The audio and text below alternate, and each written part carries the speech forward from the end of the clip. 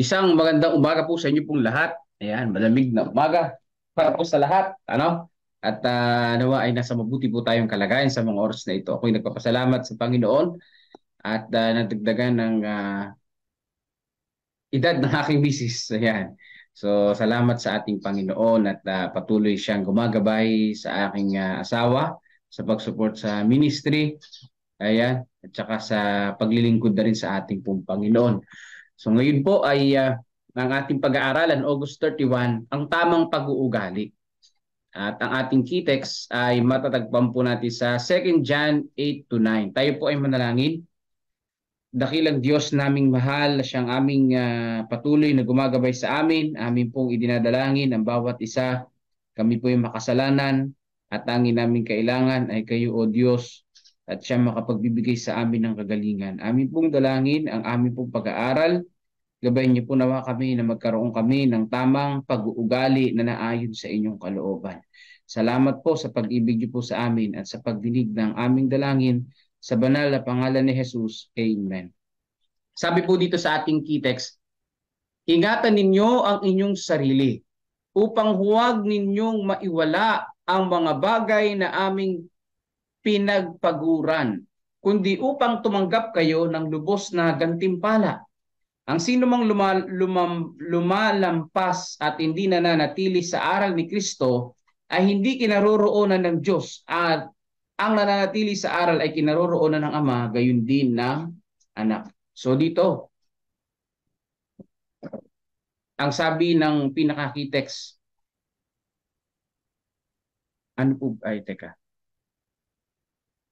yan yung tamang pag-uugali. Nagbago lang dito. Pero sabi dito sa key-text, mga kapatid, paano natin malalaman na tayo ay nananatili sa Ama, sa tunay na Diyos, kung nananatili tayo sa aral ng katotohanan na nakabatay sa banal na kasulatan. Ano-ano ba itong aral ng mga katotohanan, mga kapatid? So, isa na dito yung doctrine of God. Yan. So, meron pong 5 yun, doctrine of God na yan. Yung doctrine of God na doctrine natin, yung scriptures, salita ng Panginoong Diyos, the Godhead, Father, Son, and the Holy Spirit. So yan ay napakahalaga, no? Yung 5 na yan, na mga katotohanan sa banal na kasulatan. Ibig sabihin, nananatili ka sa Panginoong Diyos kung yun ay iyong pinaniniwalaan na ayon sa banal na kasulatan. At marami pa yung doctrine of salvation, yung 4 na lagi natin binabanggit. At saka yung doctrine of the last things, na si Jesus Christ ay muling babalik para sa atin. So yun yung pinaka-core. At syempre, sa tamang pag-uugali, naka-record yan sa the doctrine of the stewardship. Yan, the stewardship doctrine. So yun, naka-record yan po. So dito, tayo ay nanatili sa Ama at sa Anak kung nandoon tayo sa aral ng katotohanan.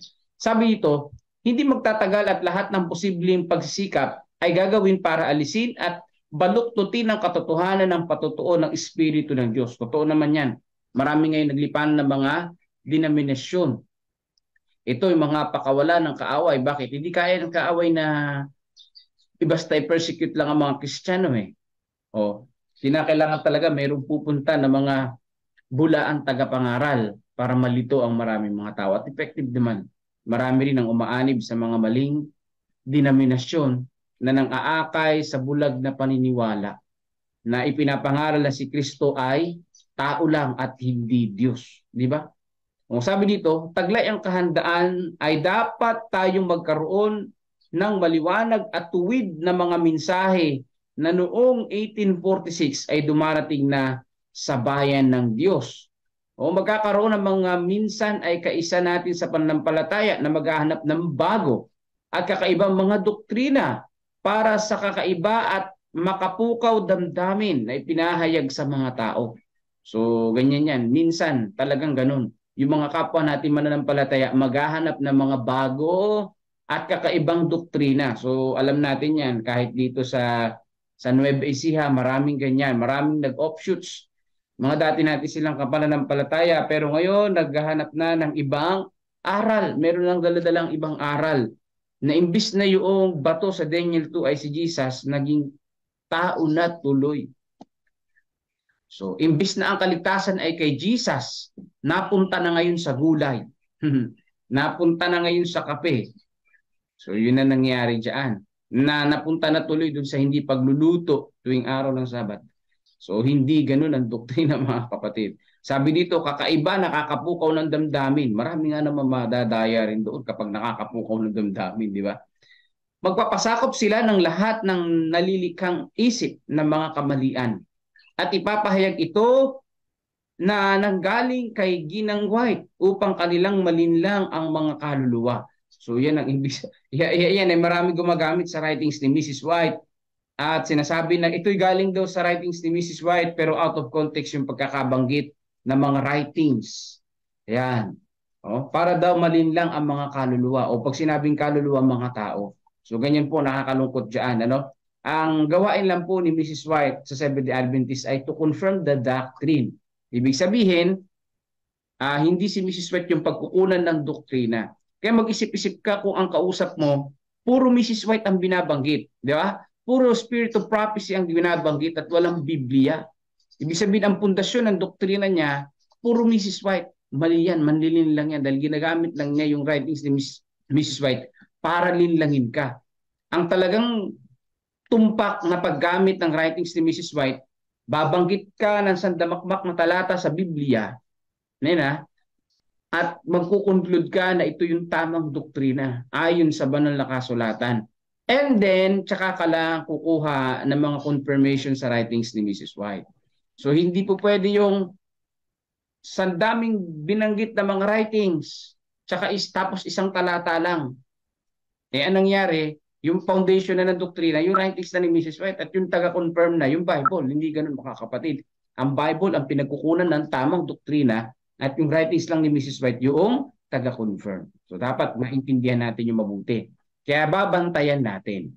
So sabi dito, yung pinakitunguhan na ibinigay ng Panginoon bilang pangkaraniwang bagay ay hindi pakikinabangan sa mga turong ipinakita. Mayroong mga magbibigay ng maling kahulugan sa mga mensaheng ibinigay ng Panginoon. Ayon, ano nakalagay dito? Ayon sa kanilang sariling interpretasyon o ayon sa kanilang spiritual na pagiging bulag. O maling interpretasyon. So ibig sabihin, gagamitin yung salita ng Diyos pa rin, pero sariling pagpapakahulugan. Gaya na lamang noong pong panaginip ni Pedro na ito'y sikat sa mga kakristanuhan na sinasabi nila, ay pwede nang kumain ng baboy kasi si Pedro pinakain ng baboy. Ang tanong, si Pedro ba kumain ng baboy? At yun ba yung interpretasyon niya? So sa preceding mga verses and chapters, wala kang mababanggit, wala kang mababasa doon na sila Pedro at mga alagad ay kumain na ng yobab o ng karumal-dumal. Kundi merong nabago sa kanila. Hindi yung kanilang lifestyle sa pagkain, hindi yung kanilang diet ang nabago, kundi the way sila na mangaral, yun ang nabago. Paano? Dati nangangaral lang sila sa mga Hudyo, pero ngayon, dahil mayroong ipinakitang pangitain ng Panginoon doon sa Acts 10, nangangaral na sila, hindi lang doon sa mga Hudyo, kundi pati sa mga Hintil. Yan, no? Doon sa panaginip, sa pangitain na binigay sa kanya ng Panginoong Diyos, hindi na-change yung kanilang diet, baka kapatid, kundi na-change yung the way sila na mangaral, sino yung mga papangaralan nila. Yun na nga, sinama na nila yung mga Hintil, hindi lamang yung mga Hudyo ang kanilang pinangangaralan. So, yan po mga kapatid ko, no? Ganyan po mag-interpret ng banal na kasulatan. Hindi po yung basta-basta na namulot lang. Tapos nilapatan ng sariling unawa o nilapatan ng sariling interpretasyon. And that is very wrong, mga kapatid. So sabi pa dito sa ating devotional, bibitaw ang iba sa kanilang pananampalataya at itatanggi ang katotohanan ng mga mensahe na itinuturo ito ng mga kasinungalingan. Ang iba ay lilibakin ito na gumagawa laban sa liwanag na ibinigay ng Panginoon sa maraming mga taon.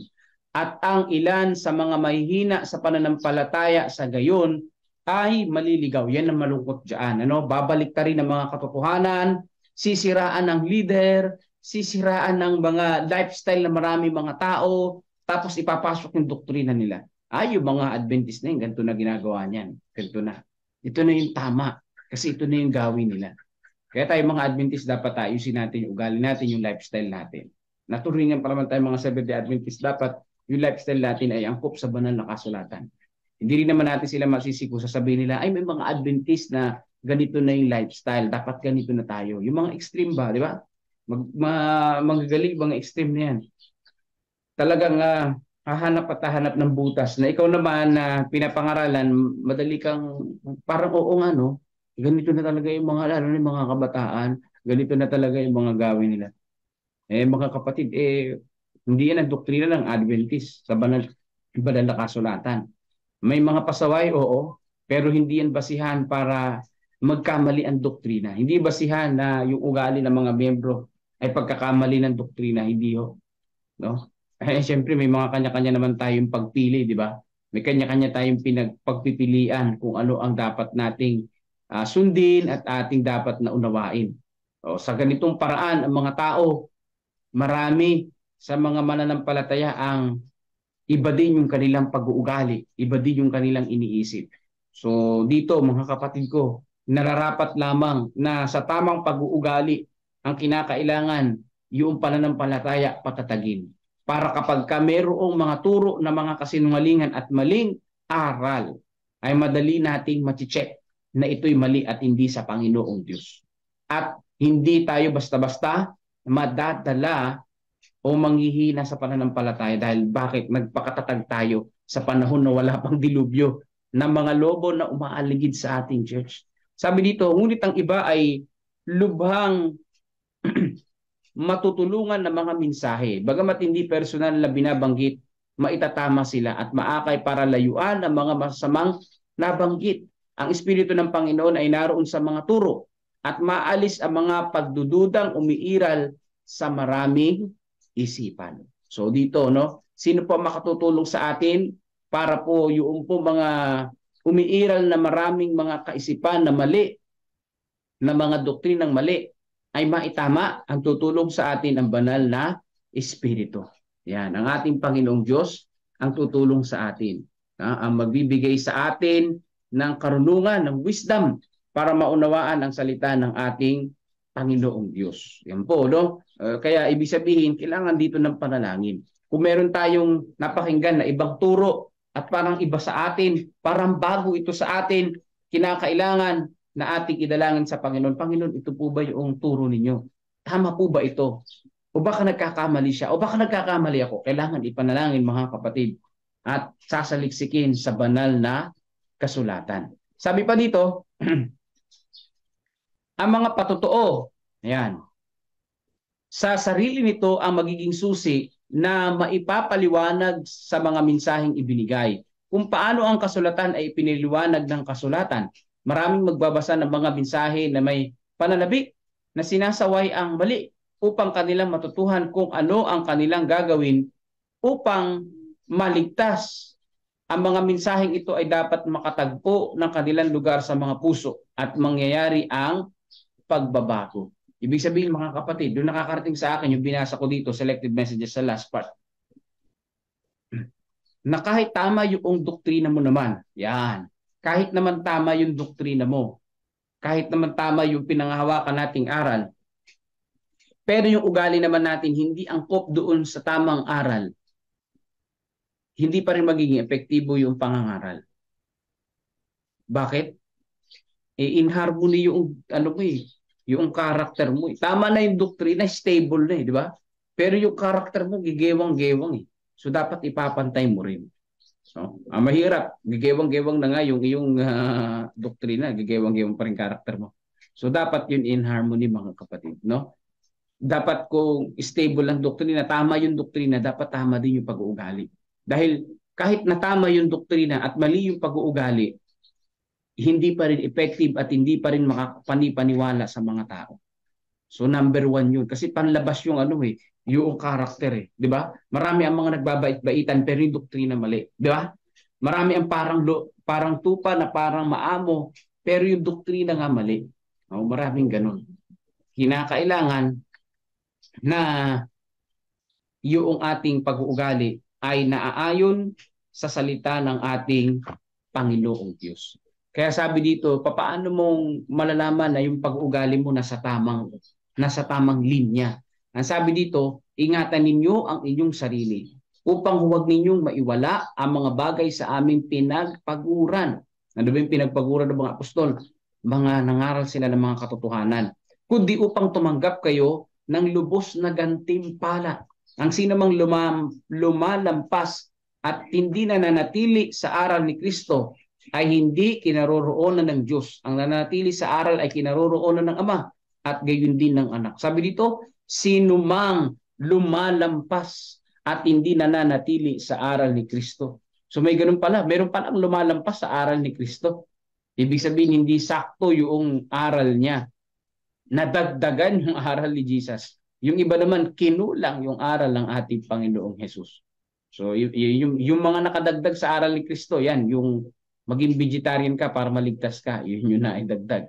Yung kulang naman, kapag ka ikaw ay tumanggap kay Jesus, hindi ka na magpapakabuting tao. So, hindi ka na susunod sa utos ng Diyos kubulang naman. Dapat eksakto lang. Dahil kung ano ang kinaroroonan ng katotohanan, nandoon ang ating pong Panginoong Diyos. At kung tayo nananatili sa aral ng katotohanan, tayo ay nananatili sa ating Panginoong Diyos. At kung tayo nananatili sa ating Panginoon, yung ating pag-uugali ay magiging tama dahil ang ating pinaglilingkuran, ang kanyang karakter ay mapagmahal sa atin, siya ay nagbibigay sa atin ng pagkalinga at hindi niya tayo pinababayaan. Kaya sa mga oras na ito, no, idalangin natin na sa bawat panahon, sa bawat sitwasyon ng ating buhay, magkaroon tayo ng tamang pag-uugali. Sa pagsasalita, sa kilos natin, sa pagsagot natin, sa pag-alalay natin sa ibang mga tao. Tulungan nawa tayo ng ating Panginoon na ating mai-apply ito sa ating pong mga buhay. So maraming salamat po sa inyong pong pakikinig. Oras po natin sa aking relo ay 6:00 ng umaga. So pakisama po sa panalangin ng aking paglalakbay papuntang CLC ngayon. Ayan, sasakailan ko dito sa Pora, mga 10:00, nandun na ako sa CLC. So ganun lang kabilis yung biyahe natin. So pakisama sa panalangin na medyo maulan-ulan ngayon, maging maayos yung aking paglalakbay. At gayon din pakisama sa panalangin yung aking nanay na mamaga yung kanyang kamay at yung kanyang paa. At nawa ay humupa na ito. Nung nakaraan umupa, babalik lang. So isama natin sa panalangin. Nagpa-check up siya sa doktor, wala lang daw yun. Sabi ng doktor, parang sobra lang daw ng arthritis. Hindi maintindihan sa doktor na pina-check up ba ng nanay ko. Isama natin sa panalangin na maging maayos yung pakiramdam, yung kalusugan ng aking mother dyan po sa Cainta. At gayon din po yung aking misis, pakisama rin sa panalangin na magkaroon din siya ng good health na nagmumula sa Panginoong Diyos na kaarawan niya ngayon. At gayon din po, isama natin sa panalangin yung mga church planting site sa ating pong buong area. Nawa ay mangyari ito ayon sa kalooban ng ating Panginoong Diyos at magkaroon ng mga churches doon upang maraming mga tao pa ang mga mapangaralan. Namely dito sa West, yung pong Cavite Gimba, dyan sa Tabacao, sa Homestead, at saka dyan sa Likab. Yan, isama natin sa panalangin. At siyempre ang mga kapatiran natin sa buong Nueva Ecija na maging matatag yung pananampalataya natin, manatili tayo sa katotohanan at magkaroon tayo ng tamang pag-uugali. So salamat po sa inyo. Ang inyo po mga prayer request ay isasama natin sa panalangin pagkatapos po ng isang awitin na ito papuri sa ating Panginoong Diyos. Brother Melvin?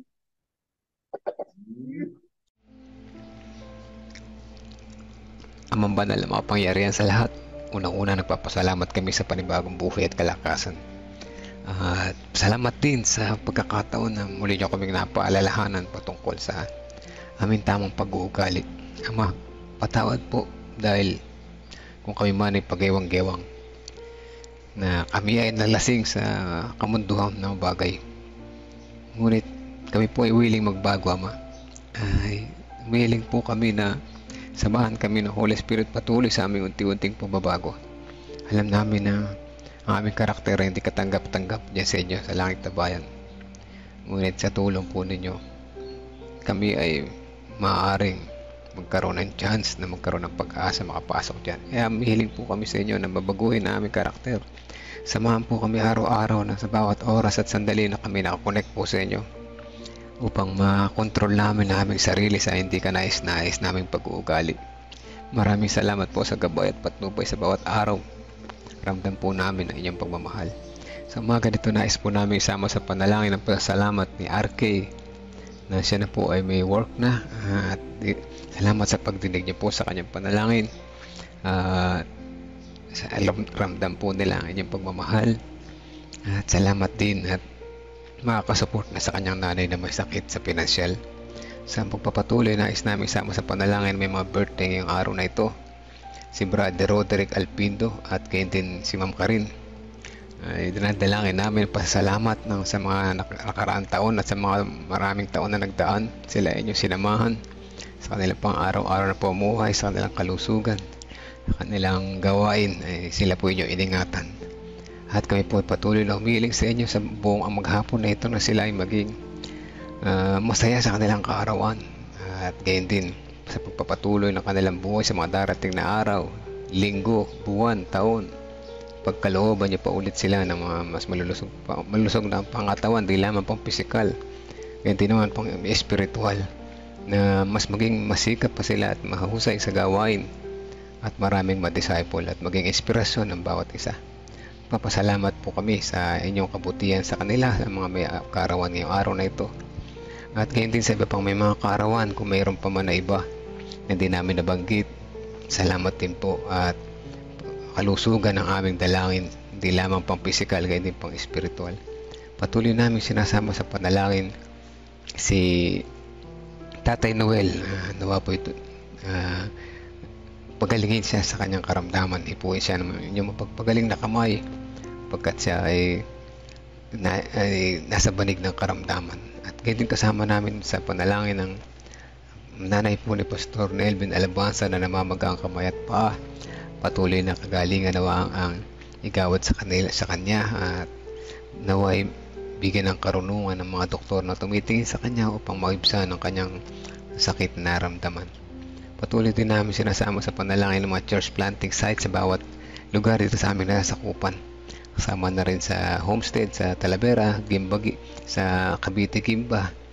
Gayon din ang mga Bible students sa sa bawat mga lugar dito sa aming nasasakupan, na may Holy Spirit ang sumama sa kanila na maunawaan nila ang lesson, at gayon din tumanggap sila. Mahusay na pagdidesisyon na tumanggap sila sa inyo bilang personal na tagapagligtas. Dalangin din po namin ng mga leader ng mga gawain dito sa aming nasasakupan na patuloy na bigyan ng malusog na pangatawan, gayon din ng mas masipag pa sa gawain.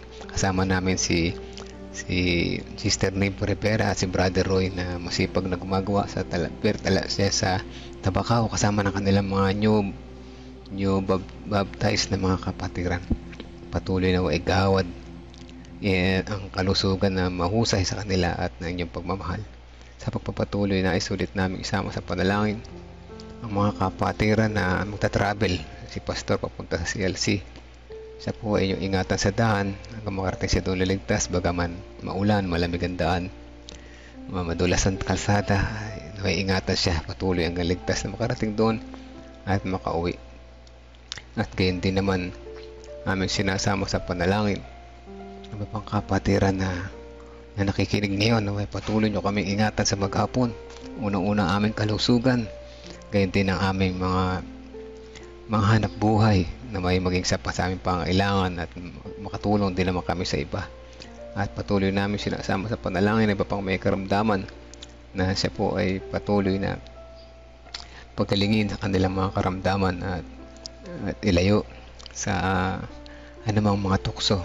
Huwag nawa silang matangay ng pagsubok sa buhay, at sila ay patuloy pa rin magtiwala sa inyo. Nais namin isama sa panalangin sina Sister Shirley Jacinto, si Tatay Pentong, Kuya Mike, kanilang patuloy na kalakasan, si Sister Nimpa Rivera, yung kanyang pamangkin, ngayon din si pamilya ni Sister Rosy Chris Encarnado, si ating Sibilia Erilia Borbon, si Brother Renato Santos, Romnick Francisco, Olivia Francisco, Rebecca Francisco, Jennifer Pascua, Precious Cabasog, si Princess Jorquina, si Aris, si Sister Nena, Tia Aning, Tia Aurora, gayon din si Sister Corazon, at si Sister Sally Sanchez at iba pa akong kapatid na may sakit.